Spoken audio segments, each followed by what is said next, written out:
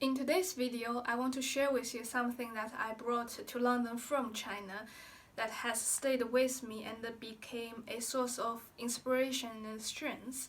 It is a novel called Half a Lifelong Romance by Eileen Chang. Chang writes in an honest and realistic tone that exposes the situations that women faced and their difficulties in the 20th century. Although the present China has changed a lot from the one she describes, humanity, however, does not change much. Chang became famous in the West through the film called Last Caution, directed by An Li. So today, I want to read the opening paragraphs of Half a Lifelong Romance, first in English, then in modern Mandarin. For those who do not understand one of those languages, I ask you to listen and enjoy the sounds, rhythms, and flow of the language which you do not understand. So, here we go, the opening paragraphs of Half a Lifelong Romance by Eileen Chang. He and Man Zhen had met a long time ago. Working it out, he realized it had been 14 years since then. Quite a shock. It made him feel suddenly very old. Time does fly for the middle-aged. A decade whips by in the blink of an eye, a flick of the fingertips. When you are still young, even 3 or 4 years, maybe 5, can seem an entire lifetime. That's all they'd had, from meeting to parting.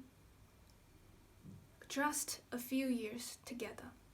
But in that brief span, they'd had a full measure, all the joy and the sorrow that comes with. As the old saying has it, birth, old age, illness, death. She'd asked him back then, when he'd first started liking her. The moment I first saw you, he replied. Of course. His feelings were running so high then, he'd have believed anything. He was certain he was not lying, but in fact, the moment when he first saw her was not at all that clear in his mind. It was Shu Hui, his best friend from engineering college, who met her first. Shu Hui, who'd graduated before him and found a work in the same factory, had then found him a position as a trainee in the same factory. Man Zhen worked in that office, at a desk next to Shu Hui's. But nothing stuck in his mind, probably because he was fresh out of college, shy around the girls, too awkward to take a good look. 他和曼桢认识已经是多年前的事了，算起来倒已经有14年了，真吓人一跳，马上使他连带的觉得自己也老了许多。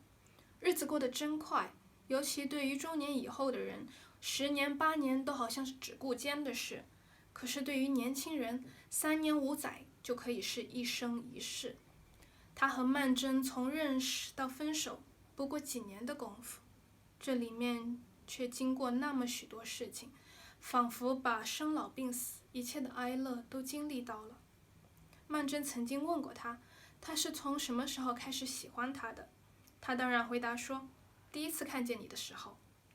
说那个话的时候是在那样的一种心醉的情形下，简直什么都可以相信。自己当然绝对相信那不是谎话。其实他到底是什么时候第一次看见他的，根本就记不清楚了。